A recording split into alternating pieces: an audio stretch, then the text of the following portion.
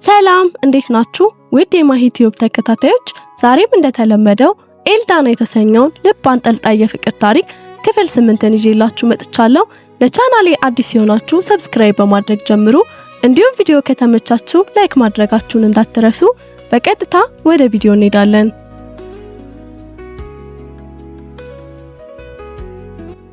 ልብ አንጠልጣይ የፍቅር ታሪክ ኤልዳና ክፍል 8። ጠዋት የእናቴ ስልክ ነው ከእንቅልፌ ቀሰቀሰኝ። ስትደውልልኝ አነሳውትኝ። ልጅ አባትሽ እንደተኛ እዩን አስወጪው፣ እታች እየጠበቅኳችሁ ነው አለችኝ።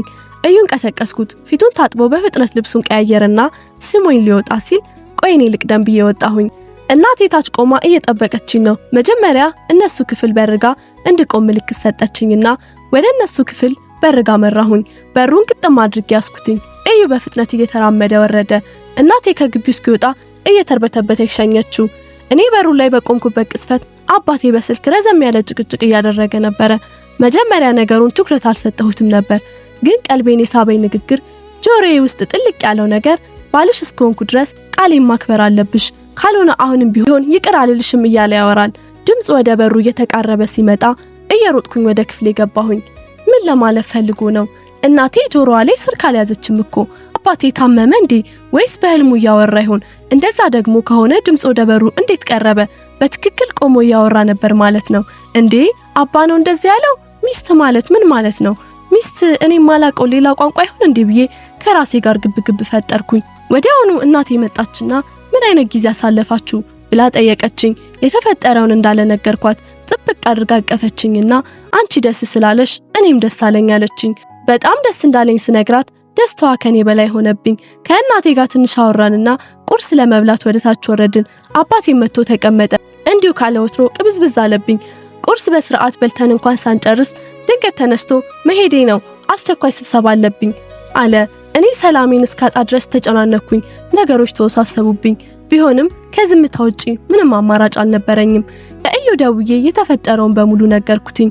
ዴቭ 10 ዌቲንግ እየገባ ሲያስቸግረኝ የእዩን ስልክ ዘግቼ ደወልኩለት። ሄሎ ዴቭ፣ ወይ ኤልዱ፣ ዛሬ በህልሜ አይቼሽ ስነሳ በጣም ናፈቅሽኝ፣ ቤት ልምጣ እንዴ አለኝ። እሺ አልኩትና ቤት መጣ። እንደተለመደው ፏ ብሎ ለብሶ ነበረ። ራሱን ጠብቆ ነበር የመጣው። ወደ ራሱ አስጠግቶ ሲያቅፈኝ የሸተተኝ ሽቶ የተለየ ነበረ። ማትሪክ ውጤት ከመምጣቱ በፊት ለምን እኔ ያላዝናናሽም አለኝ። እኔ ግን ፈቃደኛ ሳልሆን ቀረሁኝ። እየደበረውም ቢሆን ስሜቴን ላለመጋፋት ተመልሶ ወደ ቤቱ ሄደ። ተጠባቂው ቀን ደረሰ። እኔም እናቴም አባቴም ዴቭንም ጨምሮ ውጤት የሚለቀቅበትን ቀን እቤት ቁጭ ብለን እየተጠባበቅን ነበር። ከእዩ ጋር 10 በመልእክት ጥሩ ውጤት እንደምናመጣ እያወራን ነበር። የፈጣሪ ፍቃድ ሆነና ውጤታችን ከጠበቅነው በላይ ቆንጆ ሆኖ ነበር። አባቴ ልክ እንዳየው ለዚህ እኮ ነው ታገስ ያልኩ፣ ይህ ውጤት ለማየት ነው እንደዚህ ያልኩ ብሎ ዴቭ ላይ ተጠመጠመበት። አየሁትና አባ ውጤቱን ያመጣሁት እኮ እኔ ያለሁኝ ዴቭን እንዴት ነው የምታቅፈው ብዬ ለመቀለድ ሞከርኩኝ። አንስቶ አሽከረከረኝና ልጄ የምኮራብሽ የኔ ወርቅ፣ ሁሌ ፈገግ ማለቴ ምክንያት አንቺ እኮ ነሽ። እናቴ የደስታን ማንባቷን ተያያዘችው። ሁላችንም የደስደስ አብረን ራት ለመብላት ወጣን። አሪፍ ጊዜ አሳለፍን። አባቴ ደስታ አስክሮት ራሱን ስቶ ነበር ብል ማጋነን አይሆንብኝም። እኔ ሽት ቤት የሄድኩኝ እያስመሰልኩኝ ከእዩ ጋር ደውዬ ድምጹን እየሰማው መላለሳለሁ። ምሽታችንን በቆንጆ ሁኔታ ካሳለፍን በኋላ ወደ ቤት ተመለስን። ጊዜያቶች እየሄዱ ሲመጡ እዩና እኔ አንድ ግቢ እንዲደርሰን ጸሎታችንን ማድረስ ጀመርን። የት ግቢ እንደደረሰን ለማወቅ እኔ እዩና 2 ጓደኞቼ ካፌ ቁጭ ብለን የት ይደርሰን ይሆን እያልን መጠያየቅ ጀመርን። ሁሉም የየራሱን ይመኛል። እዩን የምትወደው ጓደኛዬ እኔና እዩ አንድ ላይ ሲደርሰን በህልሜ ፈጣሪ ያሳይቶኛል፣ ከእዩ ጋር አንድ ግቢ ነው የሚደርሰን አለች። የዛኔ ግልምጥምጥ አድርጊያት ዝም አልኩኝ። ተራ በተራ የሁላችንን ማየት ጀመርን። መጀመሪያ የእዩን አየን፣ ጎንደር ዩኒቨርሲቲ ነበር የደረሰው። ቀጥሎ የሌላኛዋን አየን፣ ወልዲያ ይላል። 3ኛ ላይ ሲታይ የእኔ ነበረ፣ አዲስ አበባን የደረሰኝ። እዩን አይቼው ቅስሜ ስብር አለ። እንዴት ነው አዲስ አበባና ጎንደር ሆነን የምንኖረው ብዬ አሰብኩኝ። መጨረሻ ላይ የጓደኛዬን አየን፣ የእሷም ጎንደር ዩኒቨርሲቲ ነበር የሚለው። በደስታ አበደች፣ አለቀሰች። አንዴ እዩን አንዴ እኔን በየተራቀፈችን። ደስ አይልም? አንድ ላይ ደረሰን እኮ ሲጀመር እኔ ታውቆኝ ነበር አለች። እኔ ውስጤ የሚነድ እሳት ያለ ይመስለኛል። ተንጨረጨርኩኝ፣ እንባ ተናነቀኝ። ተነስቼ ወደ መታጠቢያ ቤት ሄድኩኝ። እንባዬን እንዴት ልቆጣጠረው? ፈጣሪ ለሷ ቀድሞ በህልሟ ሁሉ ያሳያት፣ ስሜቷን የሞላላት። ቆይ እኔን አያቀኝም አይወደኝም እንዴ?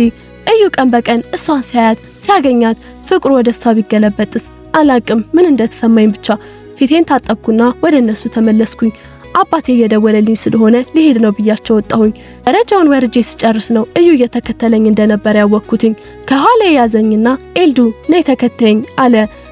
እንዳስነካኝ ወዴት ነው የምከተለ ብዬ ጮኩበትኝ። ቆይ እኔ ምን ላድርግ ኤልዱ? አውቄ ከሷ ጋር እንዲደርሰኝ ያደረኩ ኳስ መሰልሽው? ቆይ እሺ ምን ላድርግ? በእኔ የምትበሳጩ ኤልዱ በእናትሽ እንደዚህ አትሁኚ። ደግሞ እኔና አንቺ አንዴ ተፋቅረናል አንለያይም። ከርሷ ጋር አንድ ግቢ ደረሰን እንጂ እኮ አልተጋባንም። እባክሽ ነቃበይ ብሎ እጄን ይዞኝ ወደ ቤቱ ሄድን። ቤት ስንደርስ እናቱ ስራ ስለሄደች ማንም አልነበረም። ወደ ቤት ገባንና ቁጭ አለን። አልጋቸው ላይ አረፍ ብለን ሲያቅፈኝም በይለቀኩትኝ ተንሰቅስቅ ያለቀስኩኝ። አቀፈኝ። እዛው ተቃቅፈን አልጋው ላይ እንቅልፍ ወሰደኝ። ስነሳ እዩ ቤቱን በእጣን አፍኖ ቁጭ ብሎ ቡና ያፈላ ሳየው የለጠ እንባዬ መጣ። እሱን የመሰለ ልጅ እንደማጣ ማሰብ ከበደኝና ተነስቼ እጄ ሳምኩትኝ። ለዛሬ የኔ ንግስት ነሽ እንከባከብሻለሁ ቁጭ በይ አለኝ። ቁጭ ብዬም ምግብ ቀረበ። አሁን የሰራዋት ተጋቢኖ ናት። ይችን ቀምሰሽ ሁሌ ካልበላው ያሽ እንዳታስቸግሪኝ ብሎ ፈገግ አለ። እያጎረሰኝም እያጎረስኩትም ምግባችንን በላን፣ ቡናችንን ጠጣን። ሲጨርስ አነሳሳና ቤቱን አብረን አስተካከልን። በቃ አሁን ደግሞ ሂጂ ቤት እንዳይቆጡሽ አለኝ።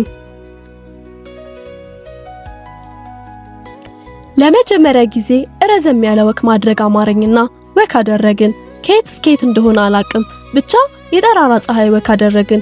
እጁን ጥብቅ አድርጌ ሰው ምን ይለኛል ሳልል ሳልሳቀቅ ሳልፈራ በቃ በነፃነት ደስ ከሚል ሰው ጋር ወክ አደረኩኝ።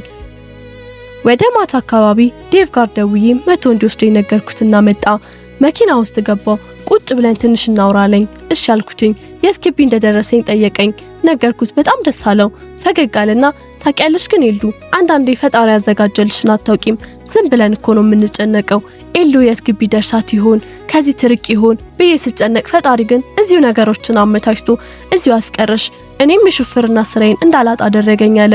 አይ ዴቭ ሹፍርና ስራህን ማጣት ላንተ ብርቅ እንዳልሆነ እኮ ቤታችሁን አይቶ መገመት ቀላል ነው። መቼስ ሹፌሮኝ የማገኘው ብር በሱ ነው የምተዳደረው አትለኝም አይደል አልኩትኝ። ፈገግ አለና አየኝ። ወደፊት ማወቅ ያለብሽ ትልቁ ነገር ከገንዘብ የሚበልጡ ነገሮች እንዳሉ ነው አለኝና ቻው ብሎኝ መኪናውን በፍጥነት ነዳው። ቆም ያየሁትኝ። ይሄ ልጅ ግን አጉል ካልተፈላሰፍኩ ያበዛል እያልኩኝ ወደ ቤት ገባሁኝ። ስልኬን አንስቼ ለእዩ ደወልኩለትና አወራሁትኝ። እዚሁ ባጠራቀምነው ብር ቢማር ጥሩ እንደሆነ ነገርኩት። እሱ ግን ስንት ዓመት የለፋውበትን ትምህርት ችላ ማለት እንደማልፈልግና እዛው በትኩረት ተምሮ የግቢው ሰቃይ ተማሪ ሆኖ መመረቅ እንደሚፈልግ ነገረኝ። እየደጋገምኩ ግን ግቢ ውስጥ ቃልን ጓደኛዬን ታገኛታለህ፣ እዛ ስትሄዱ የግብ ጓደኛ ማቾች ትሆናላችሁ አይደል? ቆይ አንተ አታስበው ብትስምህስ? ቆይ እኔ አላሳዝንህም አልኩትኝ። በንግግሬ ተናዶ ጮህብኝ። ኤልዱ ችግር አለብሽ፣ ሁሌ አንቺ ብቻ እንደምትወጂ ነው የምታስመስዩ። እኔም እኮ ከእናቴ በታች ከራሴ በላይ ነው ማፈቅርሽ። ላንቺ ሞትልሻለሁ፣ ካስፈለገ በፈለግሽው ነገር ቃል እገባልሻለሁ። ካንቺ ምን አጣው ብዬ ምን ጎደለኝ ብዬ ወደ ሌላ ነው ማየው አለኝ። ትንሽ ልብ ያረፈ። ዛሬ ነገን እየወለደ ነገ ደግሞ ከነጎዲያን እያለ ግቢ መሄጃው ቀን ተቃረበ። የመጨረሻዎቹ 10 ቀናቶች ለኔ የምጥ ቀናት ነበሩ። ልክ ከዩ ጋር ዘላለም የምንለያይ ይመስላል። በጣም ከበደኝ። ባወራው ቁጥር ምን አለ በቀረ ያልኩኝ ማውራት ጀመርኩኝ። እሱ ግን ስናፍቅሽ የፕሌን ትኬት ቆርጬ ቀጥታ እዚሁ ነው ከች የምለው አታስብ ይለኛል። ሁሉም ተማሪ የዩኒቨርሲቲ ትምህርቱን ለመጀመር ቀናቶች ቀርተውስ ነበር።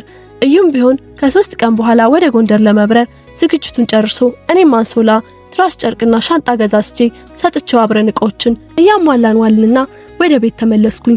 ዴቭ እንደሌላው ጊዜ ከበር አልተመለሰም ነበር። ወደ ቤት ተከትሎኝ ገባ። ነገሩ ግራ ቢያጋባኝም በጣም ስለደከመኝ ሳቢ ሁላ ገብቶ መተኛት ላይ ስለሆነ ከፊት ቀደም እያልኩኝ ስገባ ቤቱ በሰው ተሞልቷል። እናቴን ብቻ ትቻት የወጣሁበት ቤት ውስጥ ሰው ሞልቶ ሳገኘው ደንግጬ አይኔን አፈጠጥኩኝ። የዴቭ ቤተሰቦች እንዳለ አሉ። አባቴና እናቴ ጎን ለጎን ቁጭ ብለው እናቴ ጣረሞት ከፊት ለፊቷ አይቆመ ይመስል ፊቷን ጥለዋለች። ሌሎች እንኳን አላቃቸውም፣ ሳያቸው በዙብኝ። ሁሉንም በየተራ ሰላም ካልኩ በኋላ ይቅርታ በጣም ስለደከመኝ እረፍት ላድርግ ብዬ ወደ ክፍሌ ልወጣ ስል አባቴና የዴቭ አባት ከት ብሎ ሳቁና ይህን ሁሉ ጊዜ አንቺን እየጠበቅን አንቺ ገብቼ ልተኛ ነው ታያለሽ እንዴ አለኝ። የዛኔ የባስ ውስኪብክብ አልኩና ይቅርታ እኔ ነው እንዴ የምትጠብቁት አልኳቸው። አሁን ቁጭ በይ ምን ነግራችሁ ነገር አለ ሲሉ የእናቴን አይን ቀና ብያየሁትኝ። እንባ ካይኗ ዱብ ሲል ተመለከትኩ። አጠገቧ ሄጄ እጇን ይዤ ቁጭ አልኩና የሁሉም አይን በየተራ ማየት ጀመርኩኝ። ምን ሆናችሁ ነው? ንገሩን፣ አስረዱን እንጂ። የዴቭን አይን ሳየው ስብር ብሏል። በደቂቃ ውስጥ ሰውነቴን ሁላ ላበኝ። የዴቭ አባት ብድግ አለና ያው እንግዲህ እስካሁን ልጆቻችሁን እስኪመጡ እየጠበቅን ነበር። አሁን ግን ከመጡ አይቀር ወደ ጉዳያችን እንግባ አለ። አንዴ እኔን አንዴ ዴቭን እየተመለከተ ያው እንግዲህ ዛሬ የመሰብሰባችን ዋነኛ ምክንያት የኛ ታላላቆች አውርተን ይጠቅማል ይሆናል ብለን የወሰነውን እንግዲህ ከ4 ዓመት በላይ ነው ጊዜ ሰጥተን እንዲቀራረቡ፣ እንዲፋቀሩ፣ ልብ ለልብ እንዲገናኙ፣ እንዲተዋወቁ ጭምር አድርገናል። እስከ ዛሬ ያቆየናቸው ዴቭን እና ኤልዳናን ዛሬ ደግሞ ከእንግዲህ እሷም ግቢ ልትገባ በመሆኑ ግቢ ላይ ደግሞ እኛም ስላሳለፍንበት እንደምናቀው መጎርመስ ፍቅረኛ የሚያስ ፍላጎት የመኖርና ሌላ ወንድን የመመልከት አባዜ ስለሚኖር ዛሬ የሁለቱም ቤተሰቦች በተገኙበት ቀለበት እንዲያስሩ ኤልዳና ደግሞ በማዕረግ ከተመረቀች በኋላ በክብር ሽማግሌ ተልኮ እንዲጋቡ ያቀርነው እቅዳችን እውነተኛነቱን ልናረጋግጥ ነው የተሰበሰብነው አለ። መጀመሪያ ያየሁትኝ ምኑ ጋር እንደቆመ ጠፋብኝ፣ ብዥ አለብኝ። ቀጥዬ ፈጣሪ ሆይ በህልሜ ነው አንቃኝ እንጂ ከማበዴ በፊት ቶሎ በህልምሽ ነው በለኝ እባክህ አምላኬ። ምንም ነገር አስቸግር እኮ አላቅም። እባክህ ይህንን ብቻ እየቃዠሽ ነው፣ አይዞሽ በህልምሽ ነው ትነቂያለሽ በለኝ። በውስጥ የምቀባጥረው ነገር ሁሉ ግራ ገባኝ። ቆመው ያወራሉ፣ እኔ የምሰማበት ጆሮ ተደፍኖ ይሁን ወይ ደግሞ ይህንን ጉድ አትስሚ ብሎ መስሜን ደፍኖት ይሁን አላቅም። ብቻ እናቴ እጄን ጥብቅ አድርጋ ስትይዘኝ ብንን ነገር ብዬ ፍጥጥ ብያየኋትና እንደ መሳቅ አልኩኝ። አብጄ ይሆን ወይ ምን ሆኜ ይሆን ብቻ አላቅም። ምን ሆኜ እንደሳኩ ራሱ አላቅም። አባቴ ፈገግ ብሎ አየኝና አያቿት ልጄን ደስታዋን እኮ በግልጽ እያሳየች ነው አለ። ዞር ብያየሁትኝ። አባ ደስ ብሎኝ እኮ አይደለም ከኔ ሌላ ኤልዳና እዚህ ቤት አለች እንዴ ብዬ ራሴን እየጠየቅኩ ነው አልኩትኝ። አባቴም አይ ሴቶች በቃ እቺ መግደርደራችሁ የተለመደች ናት አይደለ? በቃ ባንቺ ቤት ከዴቭ ጋር ስትሽከረከሪ እንደምትይ የማላቅ ነው የሚመስልሽ አይደል? በአሁን ዝም በያለኝ። እዩን ለማግኘት ብዬ እኮ ነው ዴቭን ምክንያት አድርጌ የምወጣው ልበለው እንዴ? አባቴ ምንድነው የሚቀባጥረው? ጭንቅላቴ ለድቅ ለማሰብ አቆመ። ዝም ብዬ የሚሉትን ማድረግ ብቻ ጀመርኩኝ። ቁም ያሉኝ ቆምኩኝ። አባቴ ከኪሱ ቀለበቱን አውጥቶ ለዴቭ ሰጠው። አድርግላት፣ እጅሽን ዘርጊለት እንጂ ምን ያፈዝሻል አለኝ። ዘረጋውለት። ለኔ ቀለበት ሳይሆን ሰንሰለት እጅ ውስጥ አጠለቀልኝ። ሞቅ አድርጉት እንጂ ምን ያፈዛችኋል? ቆይ ከዚህ በላይ ደስታ አለ እንዴ? ብቸኛ ልጄ እንዲሆና ማየት ለኔ ምን ማለት እንደሆነ ጠፍታችሁ አይደለም መቼስ። እየዞረ ሁሉንም አቀፋቸው። እርስ በርስ እንኳን ደስ አላችሁ እየተባባሉ ይተቃቀፋሉ። እኔ ፈጣሪ በህልሜ እንዲያረግልኝ እየጸለይኩኝ ነበር። ቀጥ ብዬ ቆምኩኝ። ዴቭ እየጎተተ ወደ መታጠቢያ ቤት ወሰደኝ። ፊቴን አጠበኝ። ኤልዳና ደነዘዝሽ እኮ ራስሽን አንቂ እንጂ ድርቅ ብዬ ቀረሁኝ። ነይ ተረጋጊና ወደ ሳሎን እንመለሳለን፣ ከዛ እናወራለን አለኝ። በፍጹም ዴቭ፣ ዛሬ እኔ እዚህ ቤት ካደርኩኝ እሞታለሁ። እንደምንም ብለህ ከዚህ ቤት አስወጣኝ፣ ካልሆነ ሁለተኛ እኔን አታየውም፣ ሞቼ ነው የምታገኘኝ ብዬ አስፈራራሁትኝ። ኤልዱ ተረጋጊ፣ ቆይ ድባቡ ትንሽ በረድ ይበልና ይዤሽ እወጣለሁ። መጀመሪያ ግን ተረጋጊ፣ እነሱ ስላሉኮ የሚሆን ነገር የለም አለኝ። እንደዛ ሲለኝ ትንሽ ተንፈሳልኩኝ። ሰውነቴ እየተንቀጠቀጠ ስለነበር መቆም ሁሉ አቃተኝ። ትንሽ ደገፍ አድርጎኝ ቆምኩኝ። ደረቱ ላይ ለጠፍ አድርጎኝ ስቆም አባ ጨጓሬ ነካኝ ይመስል ሰውነቴን ኮሰኮሰኝ፣ አፈፈኝ። በእጁ ደረቱን እየመታው ሲጀመር በጣም አስመሳይ ውሸታም ሰው ነህ፣ እንዴት 4 ዓመት ሙሉ ተዋሸኛለህ? ልክስክስ ውሻ ነህ ብዬ ጮኩበት። ዝም ብሎ ተመለከተኝና እሺ ኤልዱ ጩሂብኝ፣ እኔም ይሄንን ስሜት አውቀዋለሁ። እኔ ግን የምጮህበት ሰው እንኳን አልነበረኝም። ጩሂ ችግር የለውም አለኝ እንባ እየተናነቀው። ድጋሜ ፊቴን ታጠብኩኝ። ወደ ክፍሌ ወሰደኝ። ፊትሽን ተቀባቢ፣ ልብስሽን ቀይር ያለኝ። ከመቼውም በላይ ቆንጆ የሚያደርገኝን ልብስ ለበስኩ። ፊቴን ተቀባባ። በቃ ኤልዱ ምንም አልተፈጠረም፣ እርሺው፣ ማድረግ ያለብሽን አድርጊ። እስቲ አንዳንዴ እንኳን በራስሽ መወሰን ልመጂ አልኩኝ ለራሴ። የዴቭን እጅ ይዤ ወደ ታች ወረድኩኝ። ሁሉም በፈገግታ አዩን። ወይ ሁለት ቆንጆች ስታምሩ ካይን ያውጣችሁ ያሉ በየተራ መረቁን። በሉ የደስታ ምሽት እናድርግ፣ ሁላችንም ሞቅ ሞቅ አድርጉት ብሎ አባቴ ተነስቶ መንጎራደት ሲጀምር ዴቭ ጠጋልና እኔና ኤልዱ ዛሬ ደስ ለማክበር ልንወጣ ነው፣ ከመሸብል ልናድርም እንችላለን አለው። አባቴ አያንተ ካሁኑ እኮ እኔ ማስፈቀድ የለብህም፣ በይፋ ሰጥቻለሁ። ልጄን ካሁን በኋላ በየፈለከው ሰዓት ያንተ ናት አለው። ሁሉንም ቻው ብለን ከቤት ወጣን። መኪና ውስጥ ገባን። መኪና ውስጥ ስንገባ እንደ አዲስ ብሶቴን ቀሰቀሰብኝ። እየጮኩኝ ማልቀስ ጀመርኩኝ። ዴቭ አልታወቀህም እንጂ በቆሜን የገደልከኝ፣ ምን ያህል ከሃዲ አስመሳይ እንደሆንኩ ያሳየኝ። እኔ እኮ ስላልነገርኩ ነው እንጂ የማፈቅረው ሰው አለኝ አልኩትኝ። አውቃለሁ መናገር አይጠበቅብሽም፣ አሁንም እየጠጣን እናውራ፣ ትንሽ ይቀልሻል ብሎ ወደ መጠጥ ቤት ይዞኝ ሄደ። ገብተን ቁጭ አልን። ክላሲካል ቤት ነበረ። ራሱ መጠጥ አዘዘልኝ። ምን አይነት እንደሆነ እማላቀው መጠጥ ጅው አደረኩትኝ። ንገረኝ፣ የማፈቅረው ሰው እንዳለ ያወክ ነው እኔን ለማግባት ያሰብከው? ደሞስ እንዴት አወቅ? ማን ነገረህ አልኩትኝ። ኤልዱ፣ እውነት ለመናገር እኔ አንቺን ባገባ አይከፋኝም፣ ግን ደግሞ በፍጹም ሌላ ሰው ጎርቶሽ አንቺ ተጎርተሽ የኔ እንድትሆኝ አልፈልግም። ኢያሱ ምን ያህል እንደምትወጁ አውቃለሁ። አንቺ ብቻ ብልጥ ይሆንሽ እንዳይመስልሽ። ይህን ያህል ጊዜ ጓደኞቼ ጋር እያልሽ እየሄድሽ ኢያሱን እንደምታገኙ አውቃለሁ። አውቄ ነው መሞኝ ሆንኩልሽ። ያኔ ስልኬን ለጓደኛዬ ስጫት ያልኩሽኝ እነሱን ላገኝልህ ነው ስትይ እውነት ይሁን አይሁን በሷ ለማረጋገጥ ስለፈለኩ ነው። አንድም ቀን ተገናኝታችሁ እንደማታውቁ ጠቅቄ አውቃለሁ። ብዙ ጊዜ ከመኪና ወርደሽ እዩን ስታገኙ የሚሰማሽን ደስታ ከርቀት አያዋለሁ። አብራችሁ ስትሆኑ ፍቅራችሁ ያስቀናል። በመሃላችሁ ላለመግባት በጣም ብዙ ሞክሬያለሁ። ፍቅርሽን እንዳታጪ የቻልኩትን ታገያለሁ። ኤልዱ ግን አቃተኝ። ከቤተሰቦቻችን በላይ መሆን አልቻልኩም አለኝ። አሁን ምን እየተሰማሽ እንደሆነ አውቃለሁ። እኔም በጣም የማፈቅራት ላገባት የምፈልጋት ህይወቴን የምሰጣት ሴት በአባቴ ምክንያት አጥቻለሁ። እሷን ካጣው በኋላ ምን ያህል እንደተጎዳው ማንም አያውቅም። ከተለያየን ቀን ጀምሮ ከልቤ ስቄ አላቅም። እኔ በዛ ሰዓት የተሰማኝ ስሜት አሁን አንቺ ሲሰማሽ ማየቴ ከፍቶኛል። እኔም ሰባራ ልቤን አንቺም ሰባራ ልብሽን ይዘሽ ብንጋባ ትዳራችን ሰላም ይሆናል ብዬ አላስብም። ግን እውነቱን ንገረኝ ካልሽን አንቺን አለማፍቀር በጣም ከባድ ነው። ንጹህ ልብሽን እወድልሻለሁ። ውስጥሽም ውጭሽም እጅግ የተዋበ ነው። እኔ ባገባሽ ዘላለሜን ደስተኛ ሆኜ መኖር እችላለሁ። ግን አንቺ ሳለኝ እንደዛ ሲለኝ እጅግ ባሰብኝ። እኔ ምን ያማሃል እንዴ? እኔ እዩ የመጀመሪያም የመጨረሻዬም ነው። ከሱ ወዲያ ማፍቀር ከሱ ወዲያ ማግባት አልችልም። ምድር ላይ መክፈል ያለብኝ መስዋዕት እንዳለ ከፍላለሁኝ። ካስፈለገ አባቴን ራሱ መተው እችላለሁ። እኔ እዩን ከማጣ ሞት ይሻለኛል። አንተ አልፈልጋትም፣ እሷን አላገባም፣ ታስጠላኛለች ብትል እኮ ይሰማሃል። ነገር ግን አንተ ክፉ ስለሆንክ ነው እያወራው ያን መጠጥ ባናቱ ስለው ቀስ በቀስ እያዞረኝ ብዥ እያለብኝ መጣ። ቀኑም እየመሸ ሄደ። ወደ ቤት ላድርስሽ ደከመሽ እንዴ አለኝ። አይኛ ቤት አይደለም እዩ ጋር ወሰደኝ። ስሜቴን የምትረዳኝ የምታውቀው ከሆነ በቃ ወሰደኝ። ዛሬ ከሱ ጋር መሄድ ነው የምፈልገው አልኩትኝ። አልተቃወመኝም። እሺ ኤልዱ ግን እኮ ትንሽ ሰክረሻል። እንደዛ ሆነ ሲያይሽ አይናደድብሽም አለኝ። እሱ በእኔ መናደድ አይችልም ይወደኛል እኮ አልኩትኝ። እንባ ተናነቀኝ። አፍጥነው አይኑን ማየት ነው የምፈልገው። ሂደት እንደፈጸምኩበት ልንገረው። ተነሳ አልኩትኝ።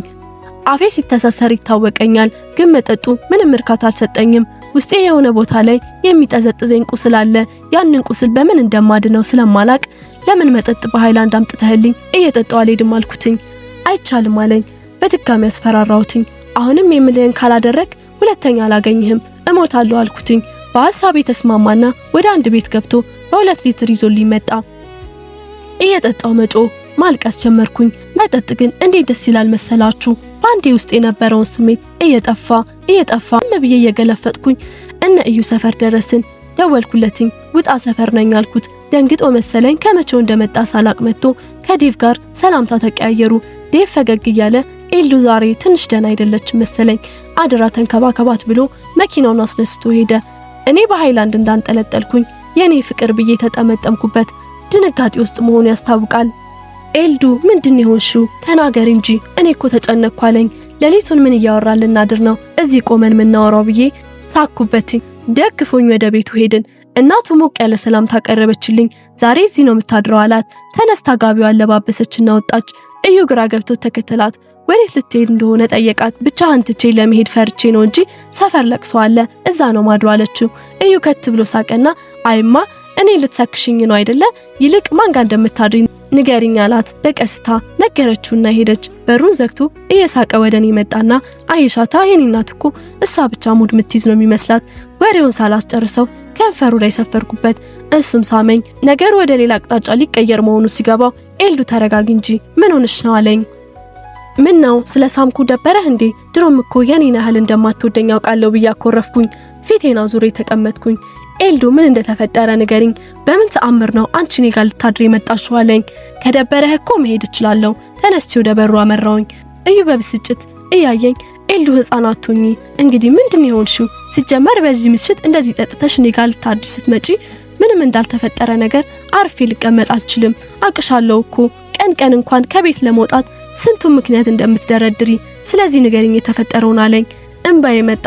ቃላት መውጣት አቅቶኝ ስሜቴን በእንባ ገለጽኩለትኝ። ደንግቶ መጥቶ አቀፈኝና ኤልዱ በጣም ከመጨነቅ የተነሳ ነፍሴ በአፌ ልትወጣ እየታገለች ነው። የሆንሽውን ንገሪኝ። እሱም እንባ እየተናነቀው አሁኑን ተነጋግረን መግባባት ስለማችል ዝም ብለን እንጠጣልኩትኝ። እሺ አለኝ። ቁጭ አለን። መጠጡን ከመቼው ግማሽ እንደደረሰ አላቅም፣ ግን ግማሽ ሆኖ ነበር ለካ።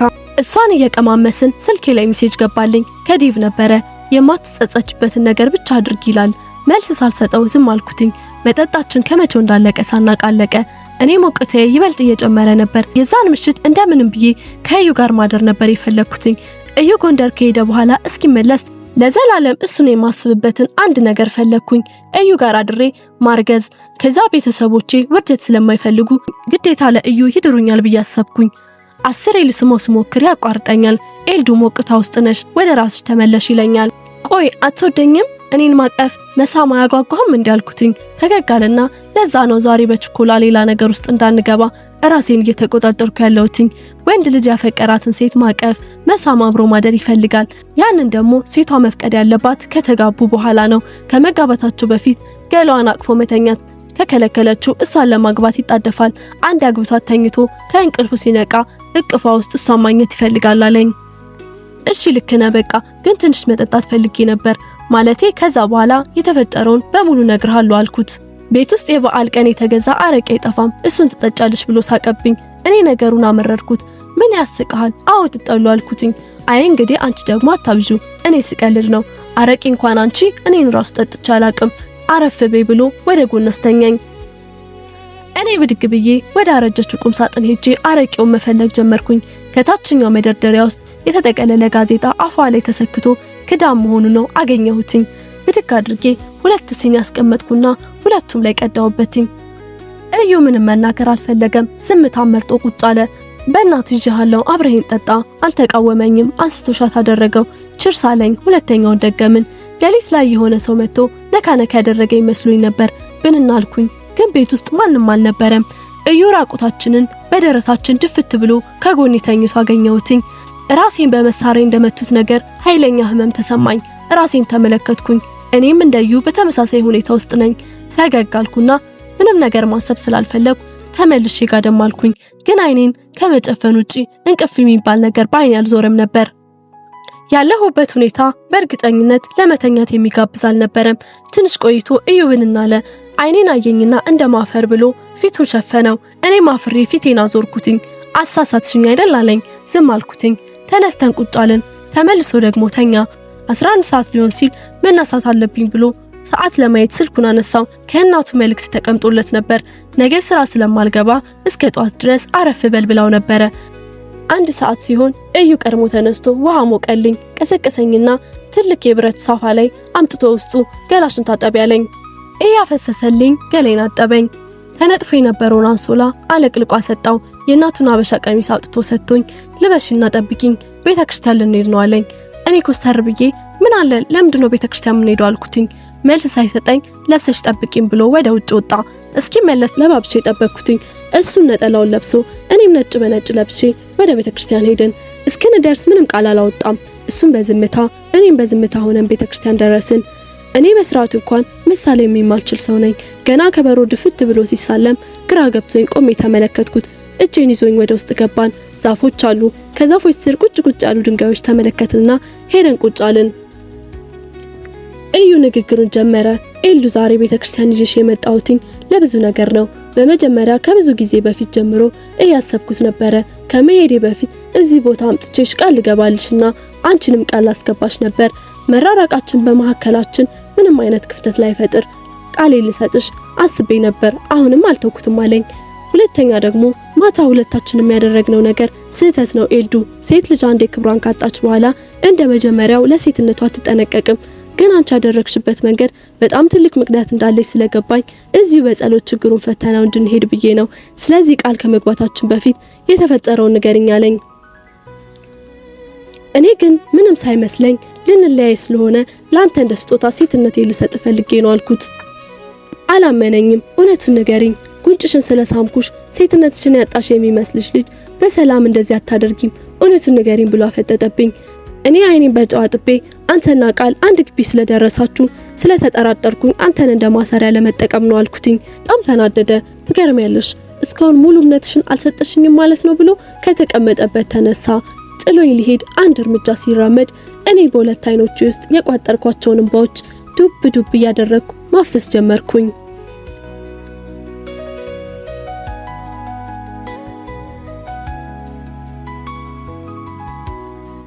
ውድ የቻናሌ ተከታታዮች ለዛሬ ይዤላችሁ የመጣሁት ኤልዳና የተሰኘው ልብ አንጠልጣይ የፍቅር ታሪክ ክፍል 8 ይህንን ይመስላል።